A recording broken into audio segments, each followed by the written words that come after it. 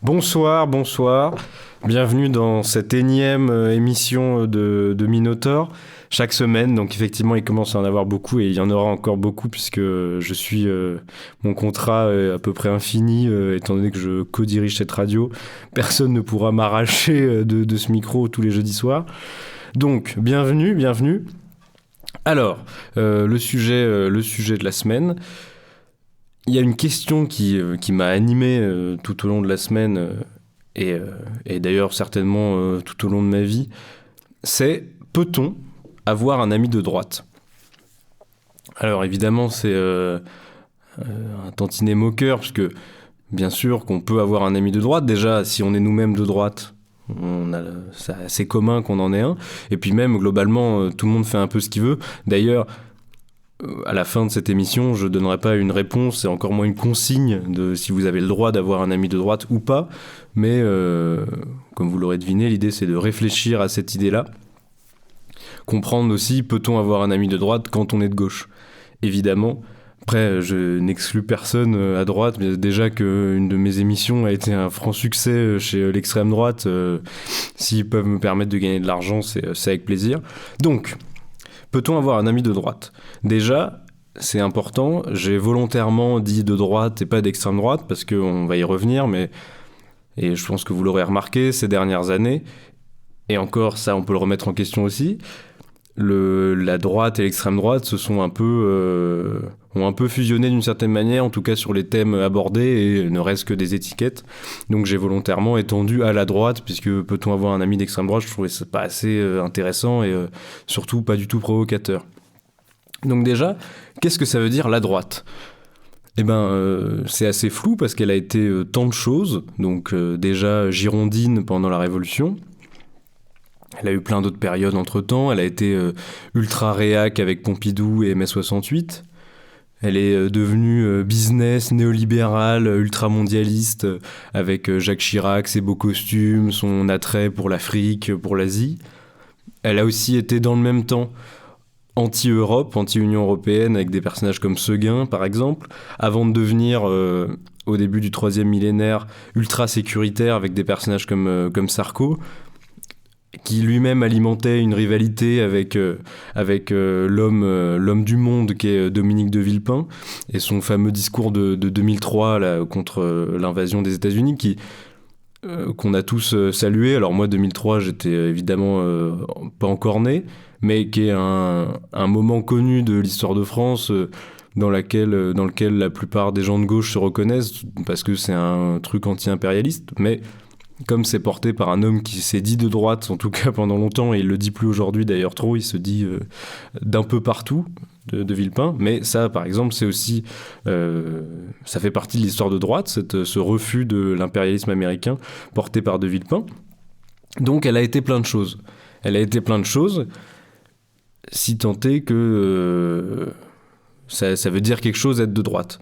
Mais y a un truc qui reste de tout ça, de toutes ces périodes de droite, de toutes ces époques, qui donc j'ai commencé par la droite girondine, donc de la naissance de la République en 1789 à Sarkozy, donc jusqu'à 2012. On en tire une chose aujourd'hui quand on en parle, c'est que elle a été convenable. En tout cas pour le siècle dernier, quand on parle de tous ces grands personnages là, donc Chirac, Pompidou, qui vous voulez, même Sarkozy, quoique c'est peut-être lui qu'on considère comme celui qui a fait la bascule, on considère que la droite a été convenable, qu'on a pu discuter avec elle, qu'elle a toujours été raisonnable, qu'elle n'est jamais allée trop loin pendant toute une période. Et ça, on va le voir après, mais ça a certainement aidé à ce que pendant très longtemps, les gens ne se posent pas de questions de s'ils avaient le droit, s'ils devaient avoir des amis d'autres bords politiques, parce que on disait de la droite qu'elle était convenable. Déjà, je me suis demandé si c'était vrai. Est-ce que vraiment la droite était convenable ? J'ai quelques exemples qui, pour moi, prouvent le contraire.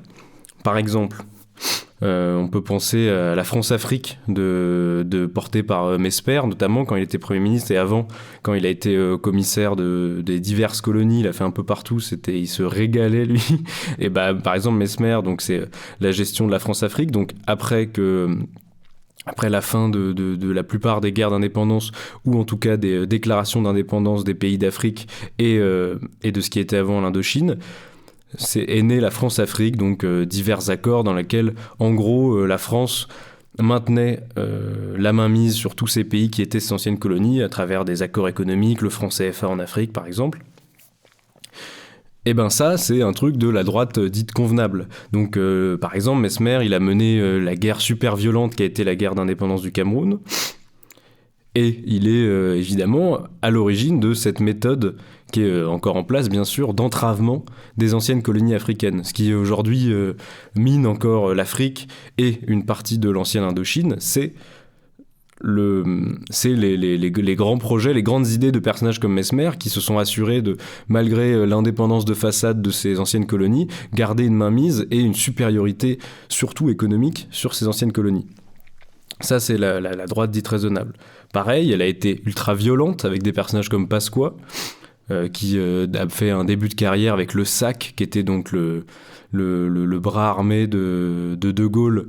C'était des sortes de bagarreurs qui venaient, c'était le service d'ordre, quoi, de Gaulle, qui est connu pour avoir notamment donc, envoyé des milliers de mecs à l'hôpital dans les années 60, et puis surtout, ils ont fini par tuer quelqu'un quand même si je crois qu'officiellement, l'affaire est classée, donc je ne m'exprimerai pas.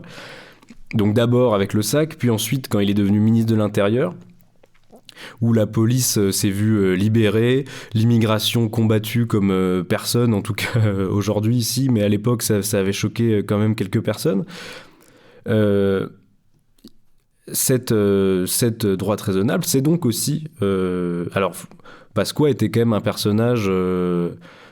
clivant, hein. C'est pas non plus tout le monde le trouvait pas génial évidemment, et à droite il avait plein d'adversaires, mais aujourd'hui quand on parle de la droite passée, on englobe toute la droite comme si elle avait toujours été géniale, ou en tout cas très sérieuse. La preuve que non, Pasqua c'était une espèce de racaille qui d'abord a œuvré lui-même pour casser la gueule de tous les manifestants qu'il pouvait, et ensuite quand il a été à la tête de la police, ça fait pareil, mais juste il était dans les bureaux. Pareil, la droite, elle a été, pendant toute cette période, avant trop qu'on découvre, ou en tout cas qu'on s'y intéresse, elle a été pleine aux as. Bah justement, on parle de Pasqua, Balkany, Sarkozy, tout ce qu'on a appelé les barons du 92, qui, à Juppé aussi, même s'il n'était pas dans le 92, mais en tant que maire de Bordeaux, ont mené pendant... toute une partie il y a eu un grand silence à partir de la seconde partie du XXe siècle, où des maires, des députés, des conseillers régionaux ont pu s'en mettre plein aux as en faisant du détournement comme pas possible. Alors aujourd'hui, ils commencent à en payer les frais. Mais il y en a qui ont eu le temps de mourir. Par exemple, Pasqua, il a jamais trop été embêté. Je crois qu'à la fin de sa vie, il a assisté à quelques procès. Mais Fillon, je ne vais pas parler de Fillon, bien sûr, mais Fillon qui a peut-être été le premier à vraiment se prendre des lourdes sanctions. Mais voilà, c'est aussi tout ça. C'est peut-être moins atroce que la France-Afrique, mais c'est quand même pas très glorieux. Donc voilà, déjà, il faut se dire que on présente... Quand on nous dit « Ah, avant, on pouvait discuter avec les gens de droite, maintenant, c'est devenu n'importe quoi et tout », c'est déjà pas si vrai. C'est déjà pas si vrai. Je vais expliquer ensuite mon point plus précisément sur cette opinion-là qu'on voit souvent. Mais par contre, je veux pas non plus défendre... Je pense qu'il y a un autre coupable, évidemment, c'est la gauche. Je pense que la gauche n'a pas été convenable non plus le siècle dernier et en tout cas, elle n'a pas été convenable, ou peut-être qu'elle l'a trop été, justement. Pendant le siècle dernier, on a vécu plusieurs périodes où il y avait une alternance gauche-droite. Alors, au niveau national, au final, cette alternance a souvent viré vers la droite, puisque Mitterrand a été le seul président de gauche, en tout cas pendant 2 ans du XXe siècle, avant François Hollande. Mais François Hollande peut être compté, donc on peut jusqu'à toute cette période-là, parce que c'est vrai qu'en fait, quand on étend cette période où tout était convenable, où tout était mieux, en fait, on étend même jusqu'à 2017, quoi. Comme si avant Macron, c'était la paix dans le monde. Mais quand je dis qu'elle a été trop convenable, c'est que je pense qu'une partie de la gauche, alors à la fois les représentants politiques comme les électeurs et même les militants certainement, ont vu pendant longtemps la politique comme un jeu. En gros, on laisse passer les trucs, effectivement, bon là, ça passe à droite cette fois-ci, mais les débats sont chill, c'est pas si grave si on perd la mairie, si elle passe à droite. Et avec ce comportement-là, on s'est retrouvé avec donc la grande victoire de Mitterrand, effectivement, mais qui, 2 ans après, suit le capitalisme. Hollande, pareil, qui n'a pas essayé de l'affronter, le capitalisme, à part pendant sa campagne, quand il disait que l'ennemi était la finance. Mais en gros, pendant une bonne partie du siècle dernier, et jusqu'au début du XXIe siècle, la gauche, alors on ne parle pas ici de la gauche radicale, parce que la LCR, par exemple, celui qui est devenu le NPA, a toujours été très sérieuse là-dessus, et avait vu Mitterrand venir avant qu'il se transforme effectivement en un grand méchant capitaliste. Mais la gauche, la majorité de la gauche, à la fois, encore une fois, les représentants politiques comme la population, a laissé tout passer. Elle a cru, en fait, que le monde s'effondrerait à jamais. Elle a accepté, d'une certaine manière, la fatalité, donc pour la population, et les politiciens. Ils ont fini par se complaire dans cette position, donc parce qu'au final, elle est quand même douce, la vie du député, même dans l'opposition à gauche. L'argent tombe toujours, le chauffeur est toujours là. En fait, la gauche, et là, quand je dis la gauche, je retourne avec la population, a accepté le capitalisme. D'ailleurs, c'est pour ça qu'on voyait et qu'on voit encore aujourd'hui des personnages comme Luxman, par exemple, mais même s'ils sont beaucoup moins à la mode que il avait tenté d'être président à l'époque d'Hollande, par exemple. L'idée de jouer avec le capitalisme, de pouvoir le dompter et en tout cas pouvoir en sortir quand même une justice sociale. Des mecs comme Jospin, par exemple, étaient convaincus de ça. D'accepter le capitalisme et de quand même pouvoir freiner les inégalités. Tout le monde s'était persuadé de ça parce que, de fait, déjà, le capitalisme était tellement fort, et puis surtout parce que c'était beaucoup plus facile, en fait. Pour les représentants politiques, encore une fois, la vie continuait. L'opposition, c'est rarement, dans le monde politique qu'on a construit, c'est rarement une question de vie ou de mort. On le voit d'ailleurs, nos députés... alors, il y en a qui portent des messages compliqués, qui mènent des vrais combats. Mais dans les faits, eux, leur vie ne change que très peu. Mais elle a fermé les yeux sur plein d'autres choses, cette gauche. Les violences policières. Pareil, on n'a pas vu tous les électeurs qui ont voté Mitterrand ou qui ont voté Hollande, alors que l'urgence climatique était déjà là. Sont pas tous allés en masse faire des sittings pour empêcher l'extension d'une mine de charbon en Allemagne.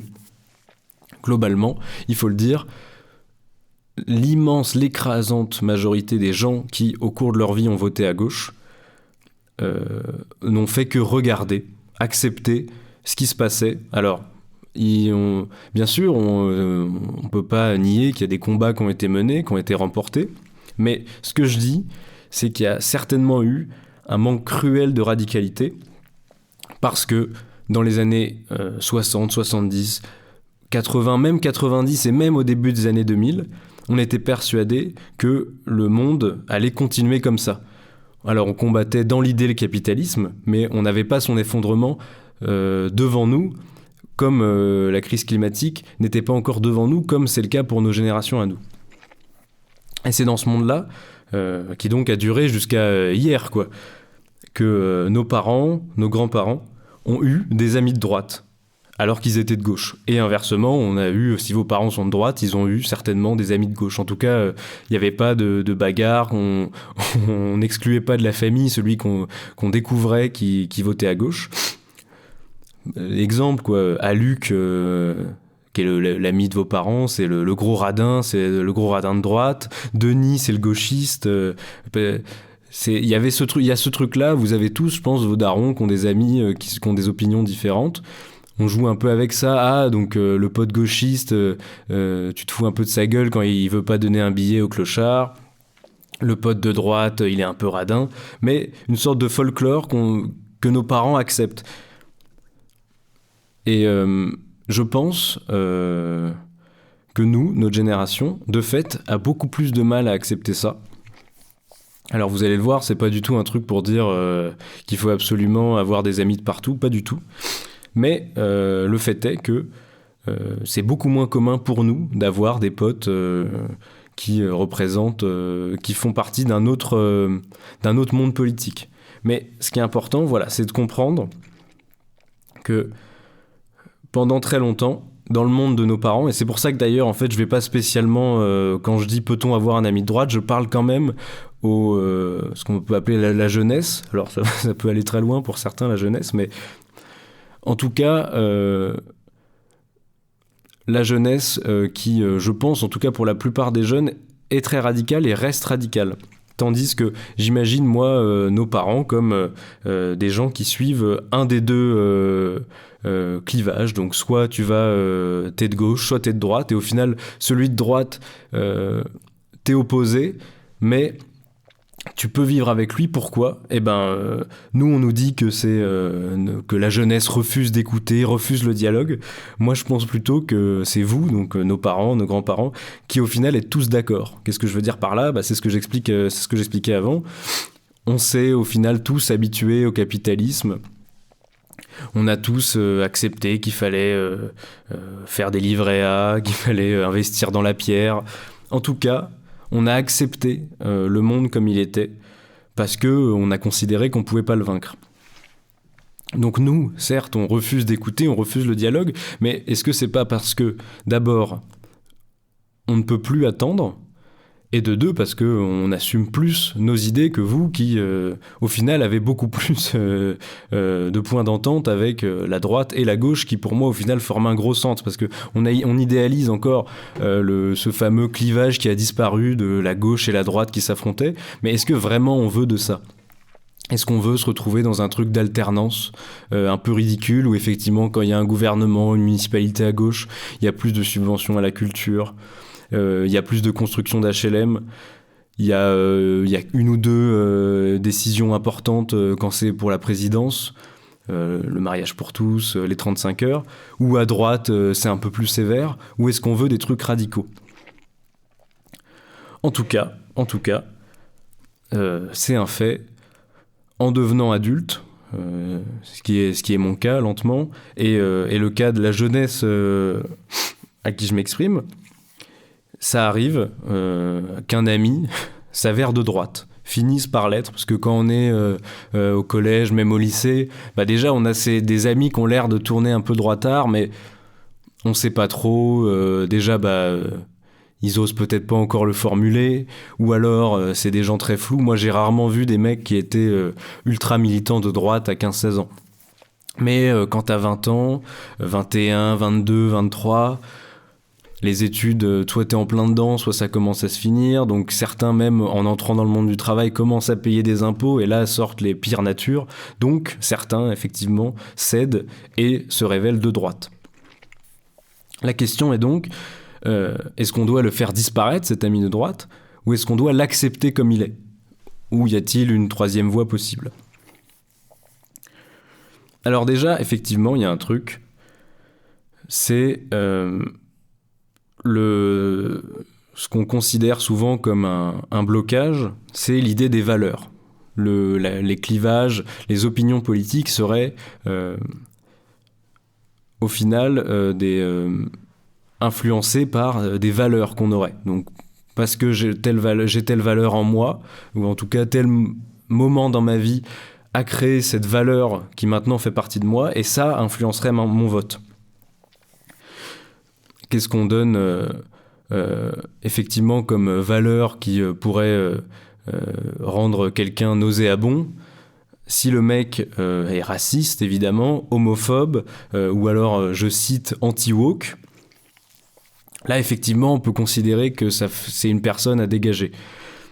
Mais il y a quelque chose d'aussi dangereux pour moi. Effectivement, directement, c'est peut-être moins désagréable, mais quelqu'un qui ne remet pas en question aujourd'hui le système capitaliste, au vu de l'urgence sociale et écologique. Je rappelle qu'en 2050, on aura des journées dans le sud de la France à 50-60 degrés, et 20 ans plus tard, à peu près pareil, si on ne réduit pas drastiquement les effets de serre.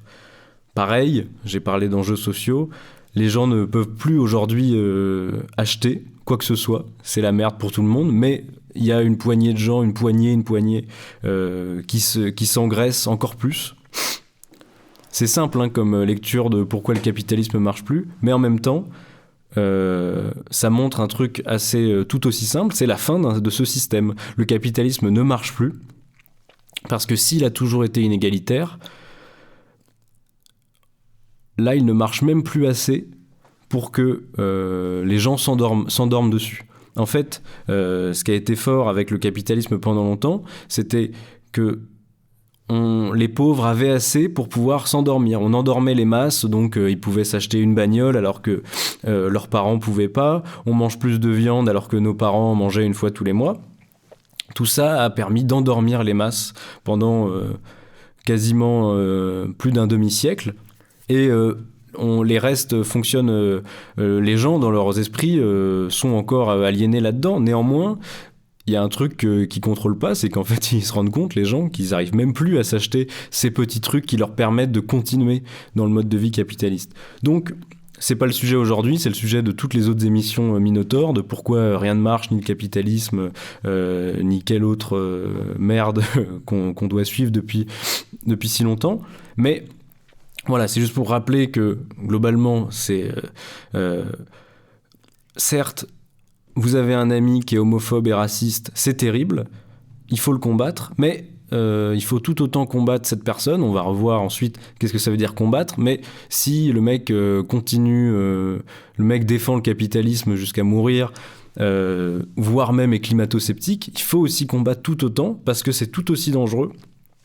Et ça provoque tout autant de mal et de douleur de manière plus indirecte, mais que l'homophobie et le racisme.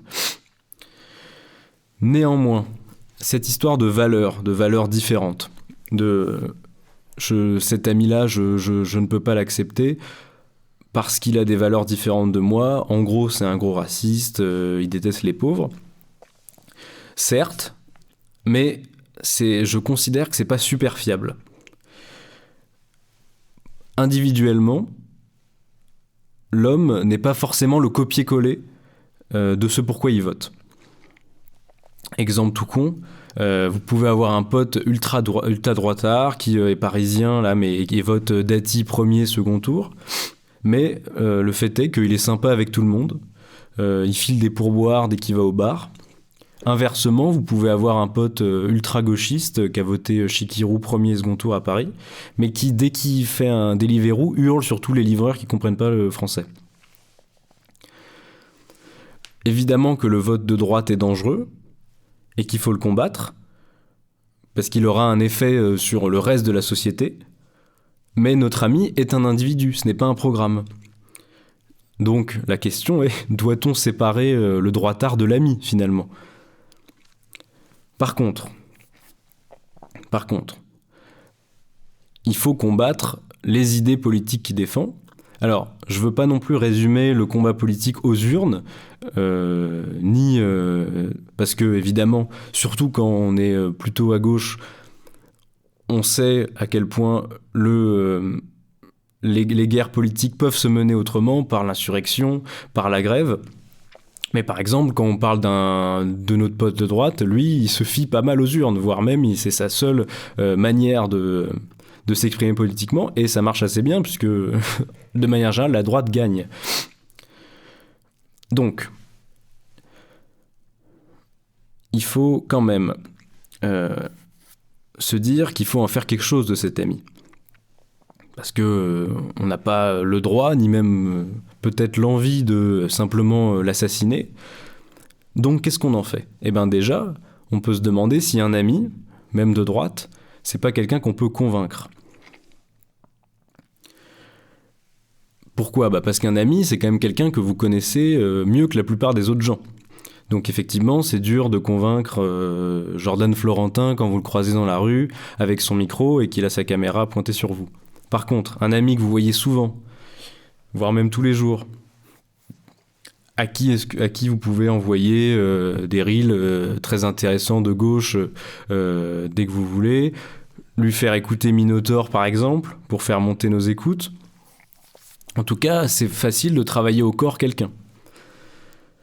Néanmoins, ce qui est intéressant aussi, et qui est important dans l'amitié, c'est la nécessité d'avoir un jeu honnête avec son ami.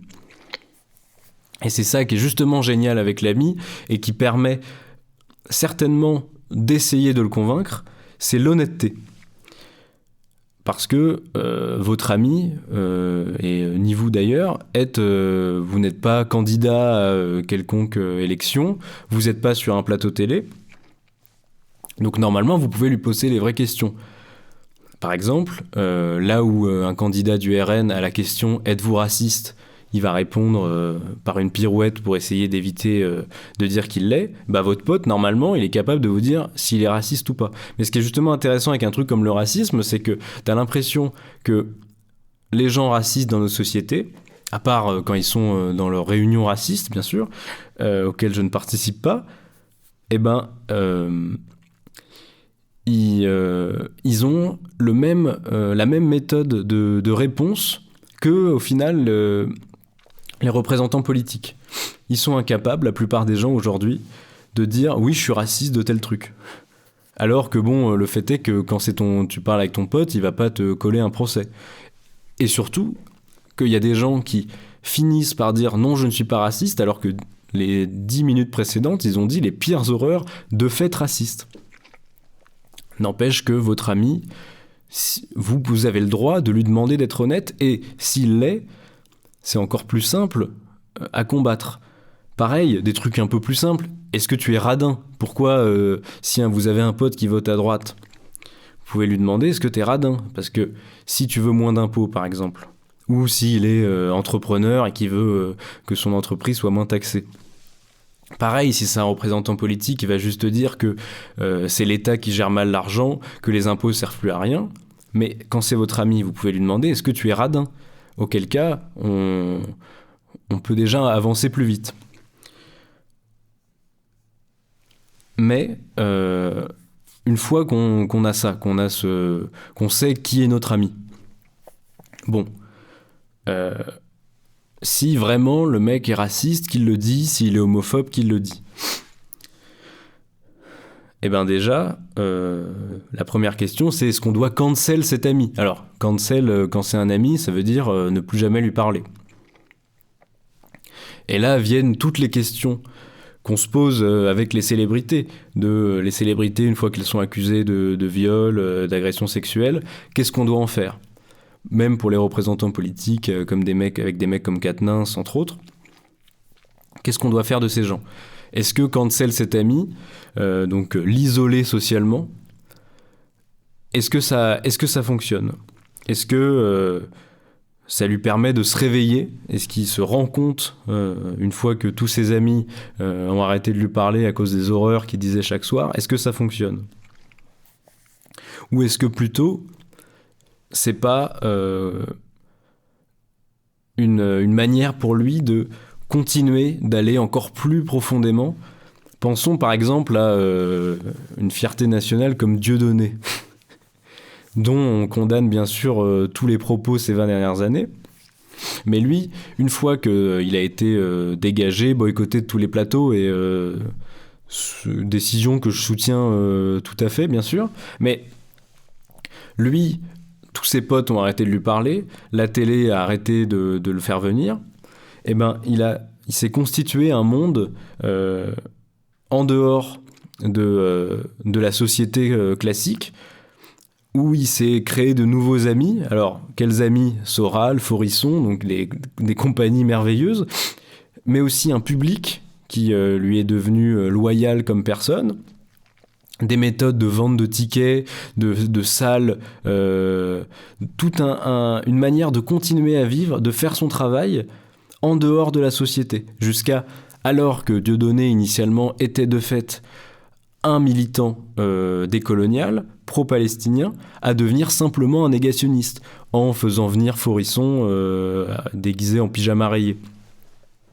Cet isolement, pareil, au lieu de lui faire réaliser qu'il était sur la pire pente possible, l'a conforté là-dedans, dans l'idée, alors lui en plus, d'un complot mondial contre lui, et l'a fait plonger dans le pire monde possible. Est-ce que c'est pas un peu pareil avec cet ami qu'on isole ? Puisque lui, s'il voit ses 3-4 meilleurs amis arrêter de lui parler, eh ben, il va commencer à se faire de nouveaux amis, ou en tout cas se convaincre d'une chose, que ses amis ont été brainwash par la propagande wokiste gauchiste, et qu'ils ne valent pas mieux que les esclaves de Mélenchon. Néanmoins, étant donné qu'ami n'est pas un métier que vous êtes obligé de tenir, est-ce qu'on n'a pas parfois envie de se protéger de discours nauséabonds ? Parce que ami, c'est pas non plus, c'est certainement pas de l'associatif. Un ami, c'est quelqu'un avec qui on a envie de passer des bons moments. C'est important de le rappeler. Donc, si effectivement vous pouvez avoir le désir de sauver les gens, d'en faire des meilleures personnes, puisque vous considérez qu'ils sont dans le faux, on peut aussi en avoir marre de se taper 1h30 de discours racistes face à un mur qui ne veut rien entendre. Même si, je l'ai rappelé avant, on est en droit de demander à son ami l'honnêteté. Maintenant, il y a tout plein de cas d'amis de droite qui sont intéressants à récupérer. Je veux pas reprendre le truc de Ruffin ou tout le fameux fâché pas facho, tout ça. Mais ces gens-là existent. Si vous avez un pote ultra prolo, en plus issu de la ruralité où l'immigration est pas immense, à moins d'ouvriers polonais pour les champs de patates 2 mois dans l'année, eh ben, vous pouvez considérer que c'est des gens, mais après, c'est toujours pareil, hein, comme c'est l'ami, vous le connaissez. Mais de fait, il y a des gens, et ça vaut le coup de s'intéresser, de se dire, est-ce que de connaître la position de cet ami et la vôtre ? D'où est-ce que vous venez, vous ? Où est-ce que vous avez grandi, vous ? Où est-ce que vous faites vos études ? Où est-ce que vous travaillez ? Et où est-ce que cet ami travaille ? Est-ce que moi, par exemple, qui ai grandi dans une riche banlieue parisienne, enfant de professeur, je peux juger et m'arrêter là ensuite un ami à moi issu du monde paysan qui n'a pas un sou, alors que on a grandi, on a côtoyé des gens tellement différents qui sont certainement à l'origine de pourquoi ces mecs-là votent RN aujourd'hui. La désinformation, c'est super puissant. Alors, effectivement, les réseaux sociaux, Internet nous ont permis d'avoir accès à tellement d'informations qui ont permis à plein de gens de coins complètement chez père de se politiser. Mais à l'inverse, combien se sont perdus dans des trucs à la con, alors sur les réseaux sociaux, de boucles complotistes pendant le Covid, antisémites depuis Epstein et avant, racistes certainement, alors qu'ils n'ont jamais vu, bien sûr, on le rappelle, d'arabe de leur vie souvent, et pour leurs parents, abreuvés de CNews. Quelqu'un comme ça, évidemment, je le rappelle, comme c'est pas de l'associatif, ça peut être un peu chiant, mais rappelons un truc, c'est que ce qui est intéressant avec le militant, c'est que c'est un individu. Il est capable d'aborder des sujets, de parler différemment aux gens qu'un parti politique. Le parti politique parle inévitablement à la masse. Le militant, lui, peut s'adresser à un cercle de personnes beaucoup plus restreint, mais beaucoup plus longuement, beaucoup plus sérieusement. Et surtout, le militant, avant tout, c'est un mec qui s'attaque à son cercle d'amis, parce qu'il est plus informé que ses potes, il s'intéresse plus que ses potes. Alors, la plupart du temps, le militant est entouré soit d'autres militants, soit de potes qui sont plutôt d'accord avec lui, et donc c'est juste lui qui donne les infos, mais aussi le militant, parfois, doit se confronter à des gens qui pensent différemment de lui. Et ça fait partie de son métier, parce que sinon, tu rates pour moi une partie du travail militant, dans le sens où il ne faut pas oublier que la politique, c'est convaincre les gens. Et dans le cas d'un mec qui vote RN et que vous connaissez sa position et que c'est quelqu'un qui en réalité est surtout désinformé depuis toute sa vie, qui en plus a pas un rond, parce que pareil, parlons de votre ami qui vote RN alors que c'est un gros fils de Bourges. Lui, il peut vraiment aller se faire foutre, par exemple. Mais cet ami qui vote RN et qui a pas un rond, qui s'est fait avoir, et ça se voit, eh ben, lui, pour moi, c'est quelqu'un à ramener avec nous. Alors, ce qui est certain, c'est vous aurez certainement du mal à faire passer un mec qui vote RN à 22 ans à un ultra woke dans 5 ans. Mais il faut qu'ils comprennent une chose, c'est que le vrai ennemi, évidemment, encore une fois, c'est le capitalisme. C'est les grands patrons, même ce pote fils d'agriculteur qui vote RN. Il faut lui parler de la FNSEA et de ces grands dirigeants qui ont plongé là depuis les derniers mois lors des grandes manifestations le monde agricole dans la merde, eux tout seuls. Alors que lui est persuadé que c'est la faute des Arabes parce que la FNSEA et une partie de la coordination rurale lui dit. Pour la plupart des gens, et cet ami en question là, eh ben, il est persuadé que le problème c'est ça alors que c'est tout autre. Bien sûr, je leur dis, vous en ferez jamais le turbo-gauchiste, mais il faut avoir, je pense, le sens des responsabilités, d'au moins que ce mec-là soit dans la vérité.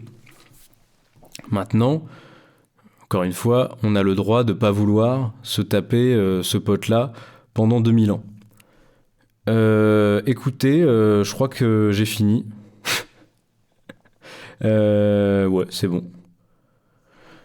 Voilà, donc maintenant, écoutez, moi je vous conseille de réfléchir à ça, de regarder votre ami de droite dans les yeux. Vous pouvez lui demander quand même au final ce qu'il pense, parce que ce qui est intéressant aussi avec les discussions gauche-droite, c'est que je parlais de nos parents comme ça, qui ont des débats, à chaque fois, moi j'ai l'impression que c'est des trucs un peu des chamailleries, quoi. Chacun balance son truc contre la gauche, contre la droite, tandis que nous, très vite, c'est beaucoup plus violent, mais est-ce qu'au final, ça fait pas de nous des gens beaucoup plus sérieux dans nos luttes ? Alors, de l'autre côté, le problème, c'est que quand la droite est très sérieuse, elle est nazie, et nous, on est juste des gens très bien, mais c'est pour ça. L'ami, ce qui est intéressant avec lui, c'est que c'est quelqu'un qu'on peut toujours ramener. Ou alors, c'est quelqu'un qui est vraiment vaut pas le coup, et donc qui crève, et le jour de la grande insurrection, il sera plus facile à faire enfermer en tendant un guet-apens par DM Insta. Voilà, écoutez, bonne chance avec vos amis de droite, et puis à jeudi prochain. Ciao!